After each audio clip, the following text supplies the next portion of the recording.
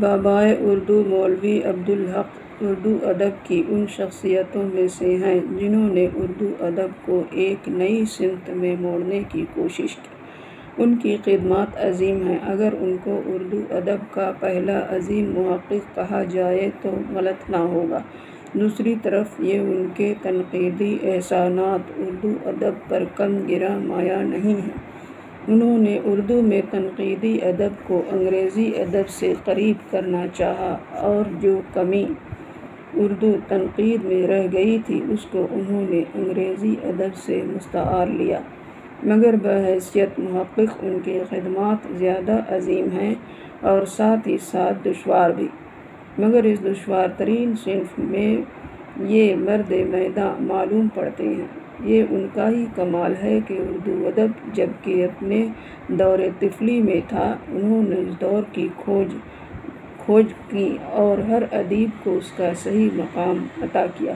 مولوی عبدالحق سے پہلے عام طور پر یہ نظریہ پایا جاتا تھا کہ اردو کے پہلے شاعر حضرت بندہ نواز گیسو دراز ہیں، مگر تحقیق نے یہ ثابت کیا کہ اردو کا پہلا صاحب دیوان شاعر قلی قطب شاہ ہیں۔ مولوی عبدالحق نے اپنی کتاب میں صوفیوں کے عام احسانات اور پھر اردو ادب پر ان کے احسانات کی وضاحت کی ہے۔ ان کا ماننا ہے کہ آج جو بھی لسانیات کی ترقی ہوئی ہے اس میں صوفیوں کا قابل قدر احسانات ہیں، بلکہ دوسرے الفاظ میں یہ کہا جا سکتا ہے کہ ان صوفیوں کی وجہ سے ہی اردو ادب کی ابتدا اور اس کا ارتقاء ہوا۔ اپنے اس مضمون کی ابتدا میں مولوی عبدالحق نے مولوی اور صوفی کے فرق کو بھی واضح کیا ہے اور صوفیوں نے کس طرح اردو ادب کو متاثر کیا اس کو واضح کرتے ہوئے ساتھ ساتھ جن حالات میں اردو کی ابتدا ہوئی اس کو بھی انہوں نے ظاہر کرنے کی کوشش کی ہے۔ وہ فرماتے ہیں کہ صوفیوں کی بنیاد مذہب اور اخلاق پر ہے،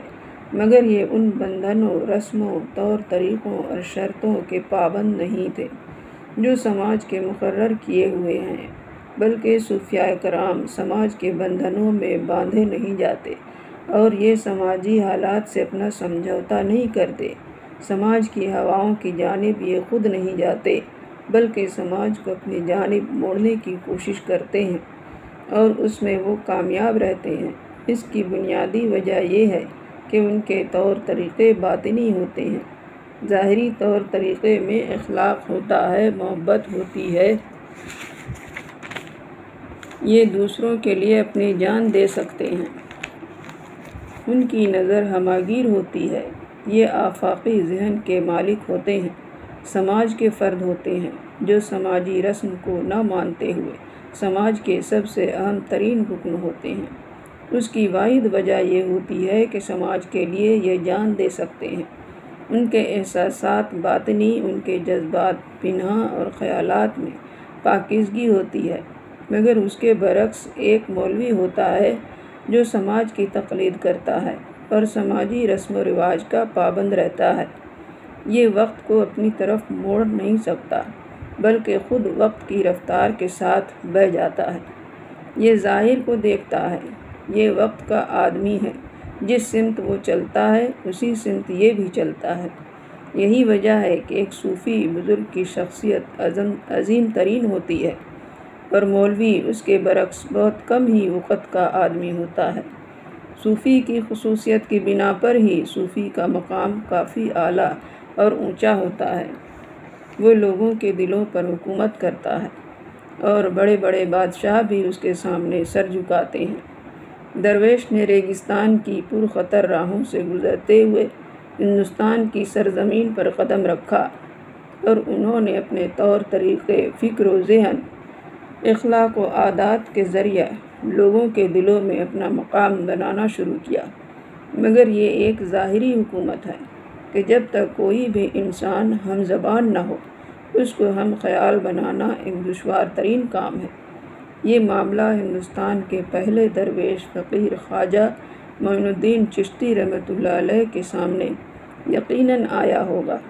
مگر انتہائی افسوس کا مقام یہ ہے کہ ہمارے پاس ان کے دور کا کوئی ایسا مقولہ یا تحریر موجود نہیں ہے جو ان کے لسانی حالات پر روشنی ڈالے،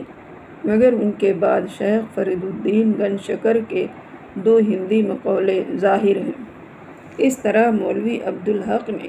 اپنے اس مضمون میں صوفیاء کرام کے شاعرانہ کلام اور ان کی نثری تحریر قلم بند کیا ہے، اور انہوں نے یہ واضح کیا ہے کہ ان تمام صوفیاء کرام